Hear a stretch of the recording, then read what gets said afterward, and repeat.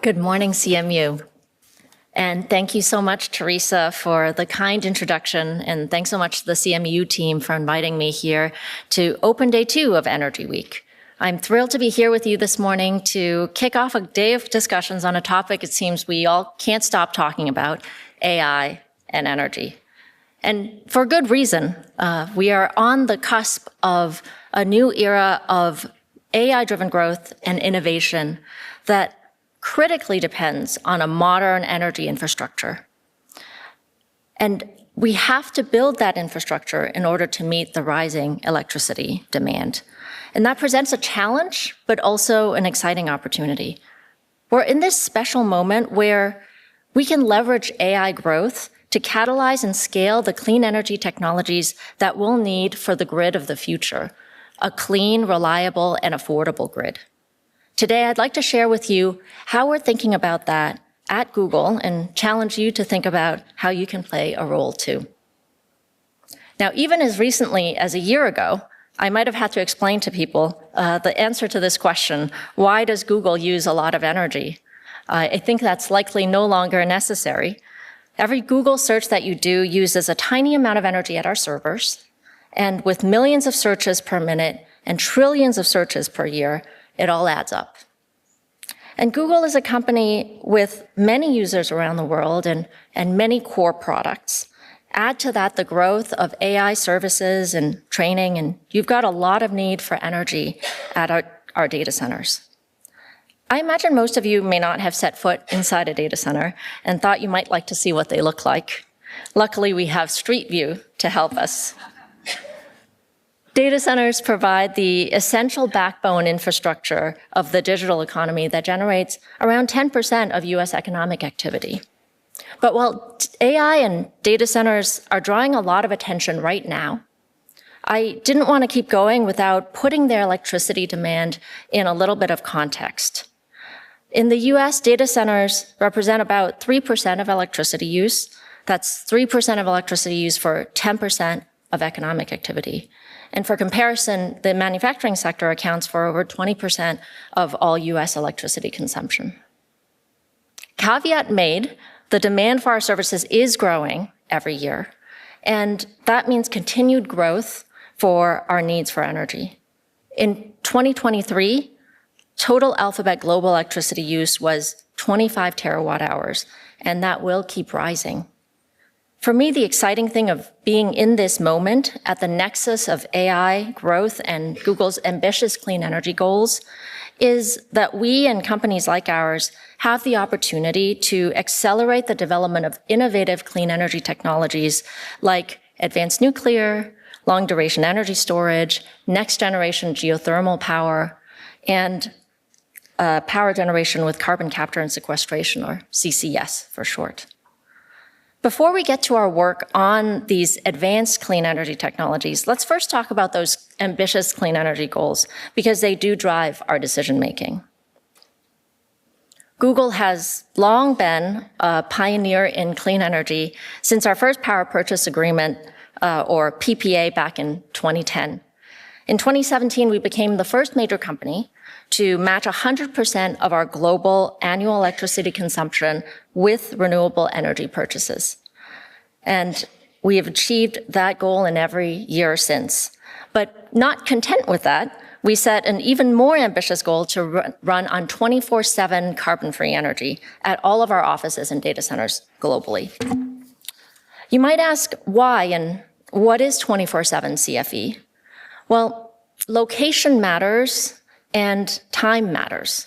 Even though Google currently buys enough renewable energy to match 100% of our annual global electricity use, there are times in the grids where we operate that the sun doesn't shine and the wind doesn't blow. Contrasting the largely flat load profile that our data centers use with this variable and geographically dependent nature of renewable energy means that we need to do more to reduce the times and places where we still have to rely on carbon-based electricity to run our infrastructure.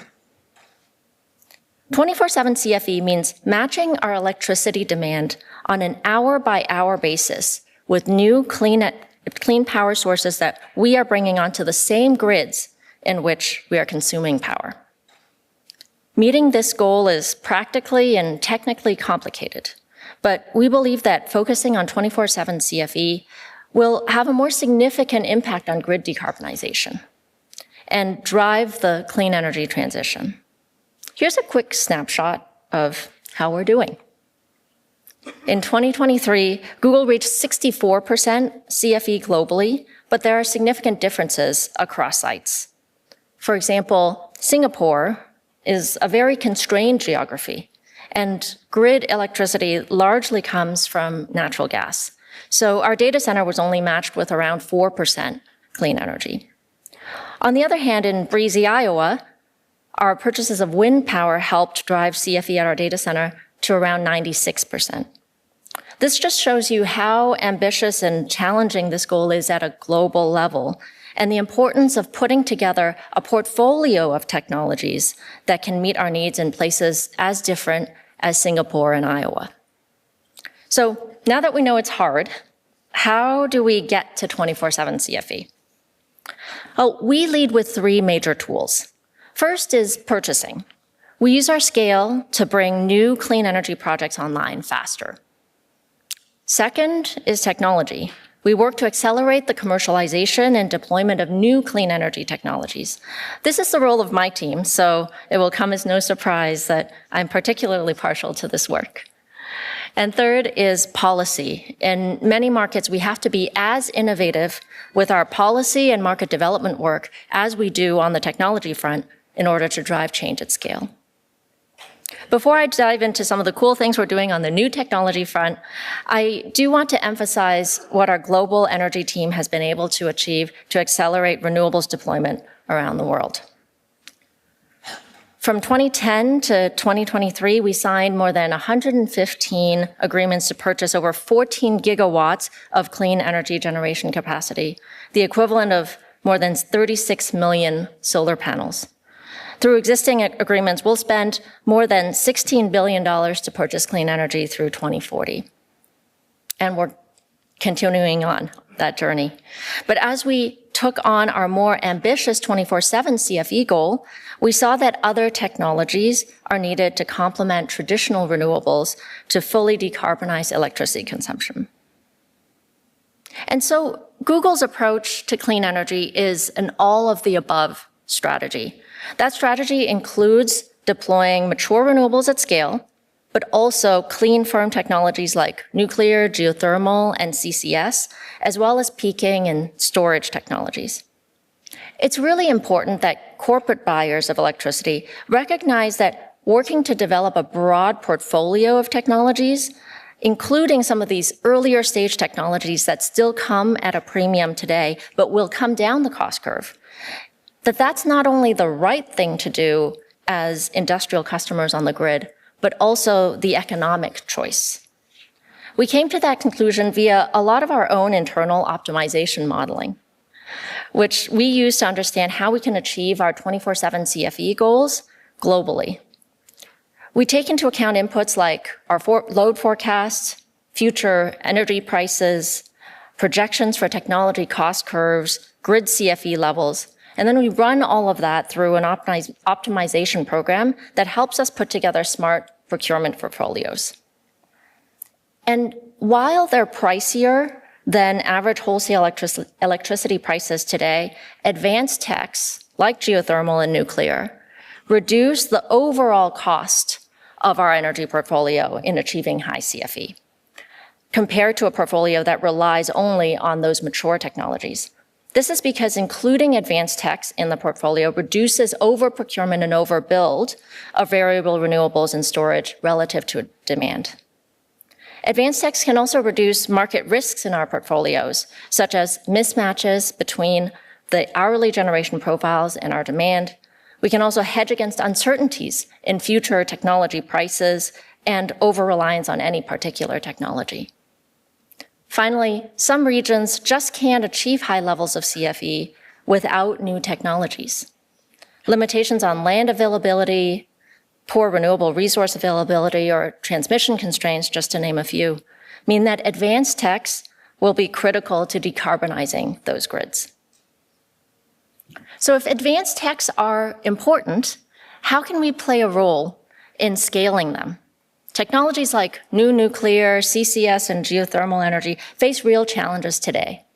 I would argue that they are on the cusp of commercialization, but they still need to de-risk their technology and convince financial investors of their viability in the face of immature infrastructure and supply chain and commercial and market structure challenges. We've all talked about this valley of death for new hard tech.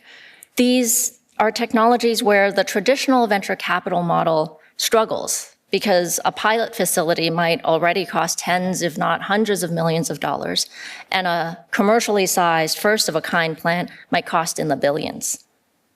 Let me show you how corporates like us can build partnerships to scale these technologies through a couple of examples from the last year.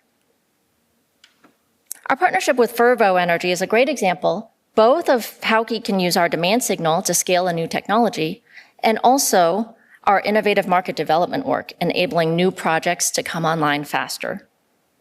Geothermal has long been a clean energy option in many regions where it's still difficult to build other renewable energy sources, notably in Asia Pacific. Still, geothermal isn't widely used. And that's because traditional geothermal technologies can only be deployed economically where that underground heat is easily accessible. Fervo is an enhanced geothermal technology company using advances in drilling techniques from the oil and gas industry to harness heat that would previously have been difficult to access. This lowers the resource risk and the overall cost of geothermal power.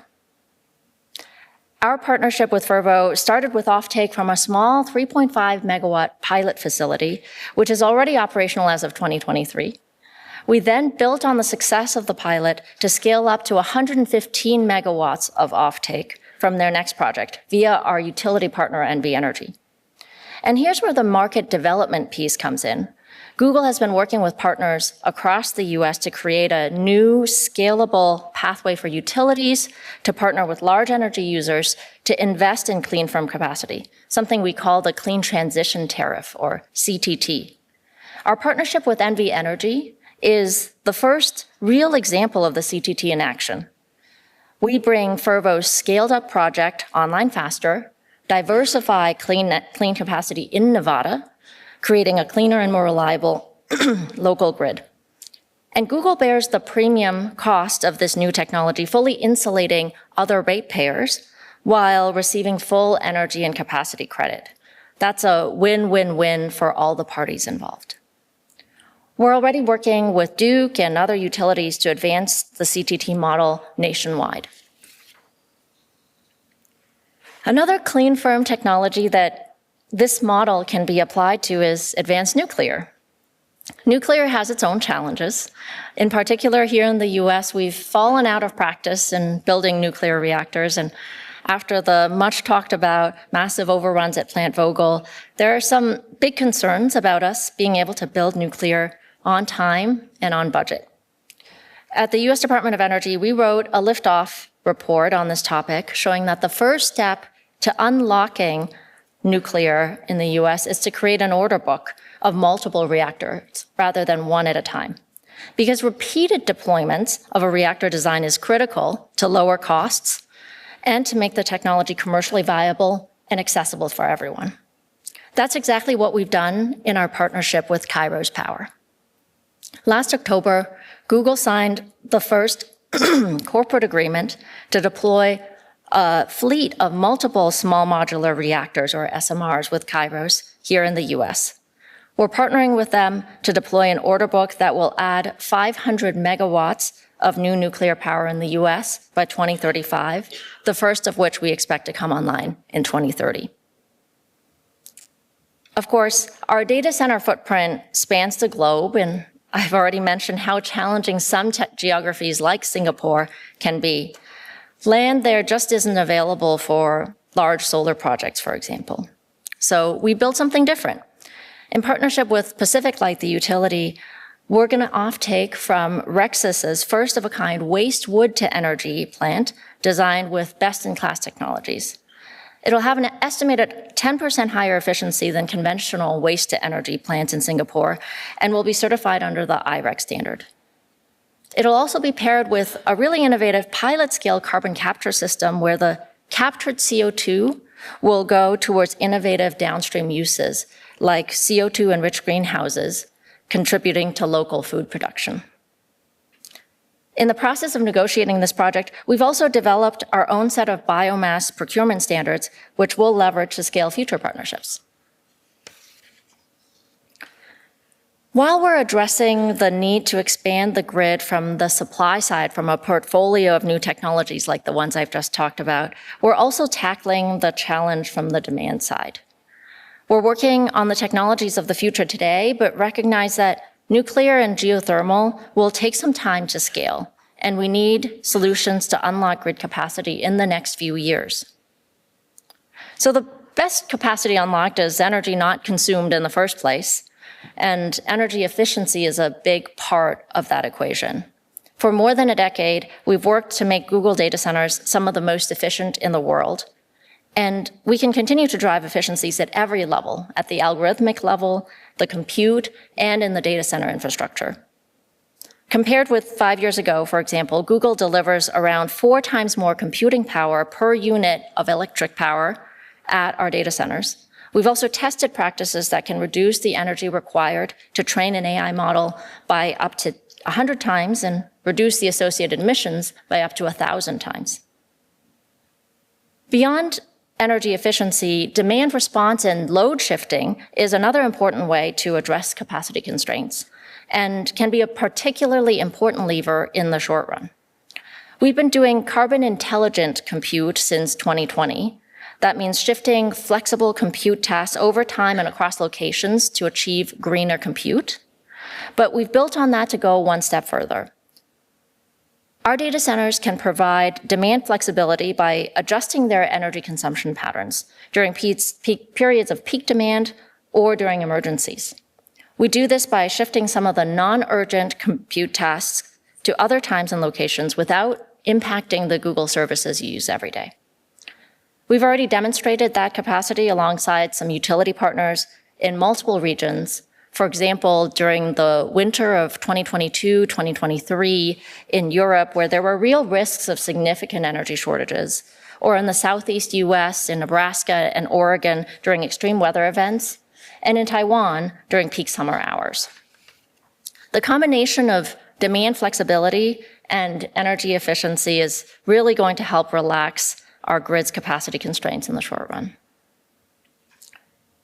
Now, I spent most of my time today talking about the ways in which Google and other corporate electricity customers can use their demand as responsible grid citizens to catalyze a clean, reliable, and affordable grid of the future.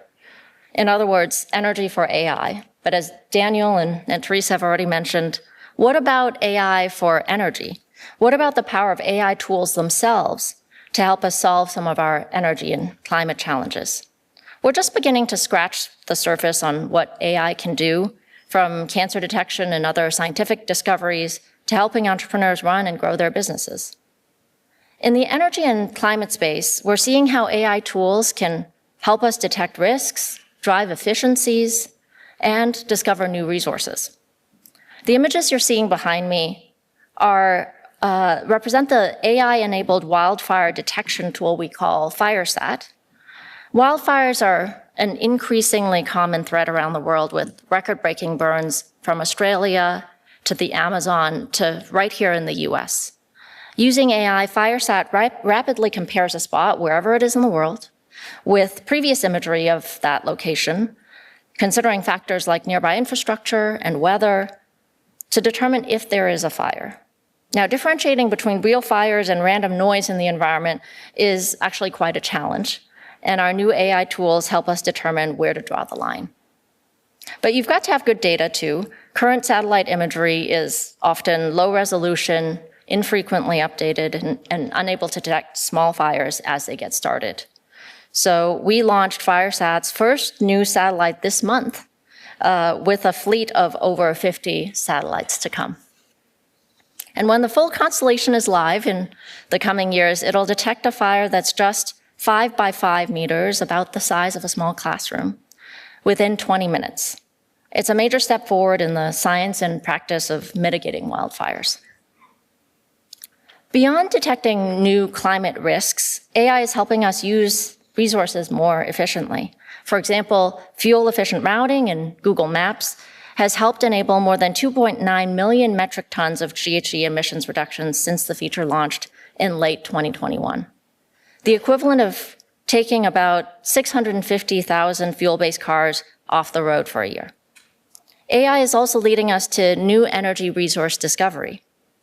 Since 2023, we've been collaborating with Project Inner Space, which is a nonprofit organization focused on using data to remove barriers to deployment for geothermal power. This month, we announced a new collaboration that will combine the extensive geothermal data from Project Inner Space's innovative GeoMap with the expertise of SLB's geothermics consulting services to accelerate the identification and development of geothermal power. And of course, this all ties back to and enables our own procurement of that new next generation geothermal power. So as you can see, there's so much opportunity here at that nexus between AI and energy. I know this is an entrepreneurial community, so I wanted to leave you with this, an exciting opportunity to be part of the AI for Energy work. As part of the Google for Startups Accelerator program, we just launched the AI for Energy track, which will have cohorts in North America and in Europe. And these new programs are designed for startups that are pioneering innovative AI solutions to address the challenges in the energy sector. I encourage all of the students in the room and all of the folks that have students in the room to take a look at this program. Applications are open through June 30th. And I really hope to see some CMU teams in the next cohort. In closing, AI presents a unique challenge and accelerant to the energy transition. I hope I've given you today a little bit of a flavor of the ways that we're trying to tackle the challenge ahead. And I'm thrilled to be in a room full of people that are ready to roll up their sleeves and look forward to a fruitful day of discussions. Thanks, everyone.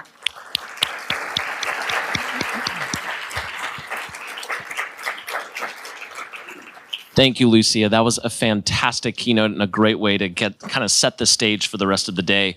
I want to encourage any of the folks who are standing in the back. We have many rear-facing chairs in the front of the room that are open, so it's okay. Please come take a seat. No one's going to hurt you. All good. You're in a safe space. We have about 10 minutes for questions, so I would love to ask a question from a student in the room if they have a question to kick things off. Any students in the room with a question?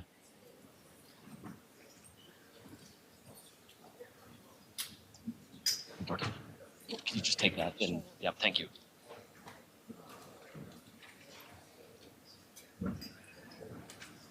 Thank you. Thanks so much for speaking with us today.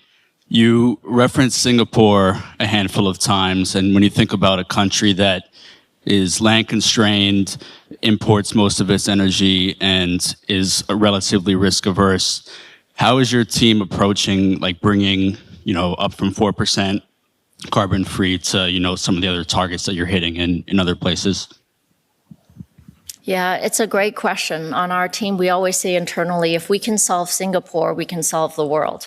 It is a very challenging geography. Space is at a premium, and so you need that sort of energy density of whatever solution you're deploying to be quite high. And I think that Singapore people and government also have a strong interest in ensuring energy security. Right, and so all of those factors come to play in Singapore. We do a couple of things. One is Singapore is a great place to try out some of these new things, like the waste wood to energy plant that I talked about, but also other opportunities involving transmission, potentially the future of geothermal, et cetera. Now, there's also things that we can do on the traditional renewables front in really constrained geographies. Japan is another really good example. Right there, we also don't have a ton of space for these utility scale solar projects. But what we've done is partner on developing many, I think over 100 smaller solar plants that can then be aggregated and feed that clean power to our data centers and to the grid. So constraints mean we have to be more creative and innovative, and there's a bigger role there for some of these new technologies to play. Any other students in the room? We're going to do one more student question, and then we'll move on to the rest of the audience. Hi, thank you for the presentation. I have a question regarding the advanced technologies that you use and in terms of the PPAs. So you mentioned that Kairos Power will bring around 500 megawatts to the grid. And geothermal will also be doing that. So are you co-locating to these different energy generation sites? And if so, what would the PPA structure look like? Would that be more, would that be an island option for behind the meter? Or would that be like connected directly to the grid and Google will be off-taking it from the grid itself? Thank you. Thank you. It's a great question. And it's a hot topic among data center circles, this question of, what do you do behind the meter, in front of the meter? Can you run in islanded mode? Can you get online faster if you don't need that grid interconnection? We know that interconnection queues can be quite long in many areas. For us, our first preference is always to be grid connected. That's for a couple reasons. One is it is still the more economic choice, right, to be connected to the grid, especially at high levels of reliability and availability needs. Having that grid connection is really, really important. Second, we like to be good grid citizens, and part of our thesis in deploying some of these advanced clean technologies and clean energy overall is to transform the grids in which we operate. And the way we do that is to focus on front-of-the-meter resources that we can accelerate bringing online through constructs like the one I talked about, right, with CMU Energy and the Clean Transition Tariff. That's a new tool that allows us to transact on new technologies and clean capacity in a way that we might not otherwise have been able to in those vertically integrated utility markets. That said, we are exploring behind the meter and co-located resources, and certainly even when they're not behind the meter, closer co-location can mean faster deployment or can mean less stress on the grids in which we operate, right? So all of those, I would say, all of the above, all of those solutions are on the table. Great. Yeah, on that side of the room, I believe there's a question.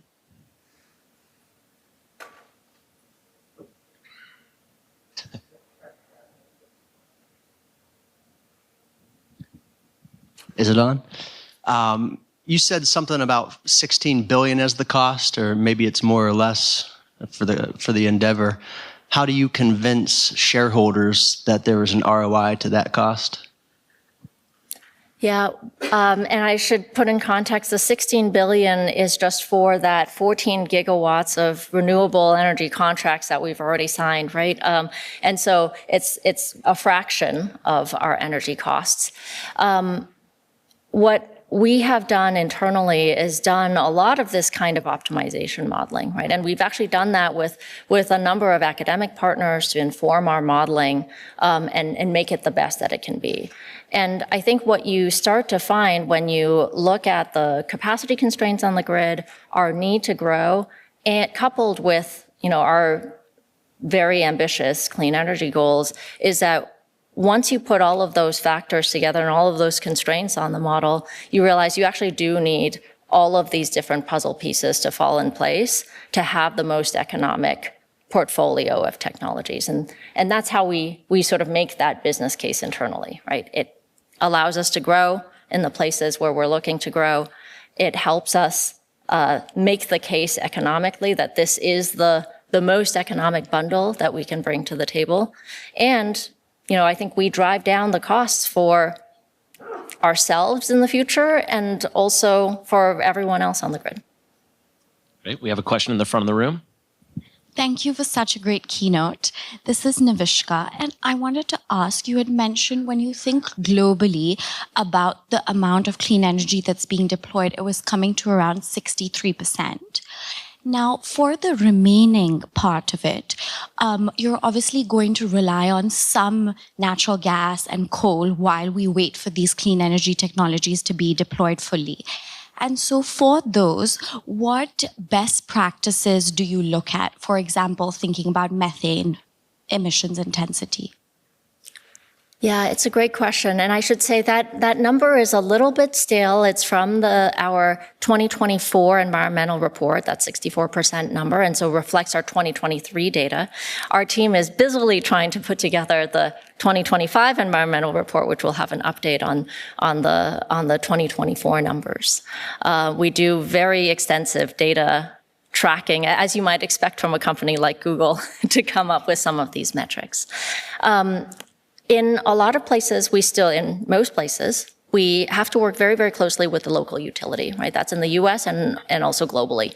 And a good part of our power consumption comes from that grid mix, from the utility. And the utilities obviously rely on, right now, a range of resources, and that includes carbon-based resources as well as carbon-free resources. And so our goal is to help them and work with them to bring online those carbon-free resources faster. But of course, there is a remaining amount, right, that still is carbon intensive. And so I think for us, it's really about how do we develop the partnerships to scale not only the technologies that I've talked about, right, working directly with technology OEMs to help them progress the commercialization of their technologies, but also work on some of these market instruments and work with a broader coalition of utilities and developers and IPPs and other buyers, right, to transform the grids in which we operate. All right, great questions. I believe we have time for one last quick question, if there are any in the back of the room, just to make sure we're all covered. But okay, I see. This is the first hand I saw, so here we go. I remember looking on the graph, and you're referring to where our data centers are. Sorry. I was wondering, are there any data centers, or at least plans to put data centers in PA? I'm so sorry, I still didn't hear the question. Are there any data centers or plans to put data centers in PA? I'm so sorry. If you could just... Sorry, are there data centers in our state? In Pennsylvania, that's a very good question. The answer is I don't know. And I'll have to check and get back to you. But I will say, our future data center expansion strategy is something that is sort of constantly and actively being developed. So it is changing on a regular basis. Wonderful. Thank you for all of the amazing questions. And Lucia, thank you for an amazing opening keynote for CMU Energy Week Day 2. Thank you for having me.